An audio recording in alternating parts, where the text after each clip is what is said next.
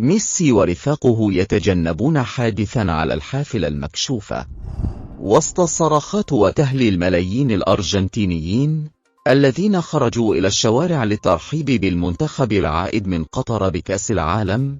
كادت أن تتحول لحظات الفرح والاحتفال إلى حادث مخيف عندما أوشك النجم ليونيل ميسي وعدد من نجوم الفريق على الارتطام بكابل كهرباء معلق والسقوط من على متن الحافلة المكشوفة التي كانت تقلهم.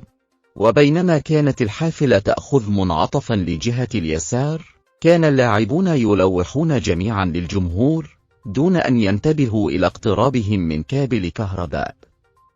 وقبل ثواني من الارتطام، انتبه اللاعبون للكابلات وأخفضوا رؤوسهم بسرعة في الوقت المناسب لينقذوا أنفسهم. لكن باريديس فقد قبعته. وبعد الحادث الوشك كتم اللاعبون ضحكاتهم، لكن كان من الممكن أن يكون الأمر مختلفا تماما لو لم يلاحظوا السلب في الوقت المناسب.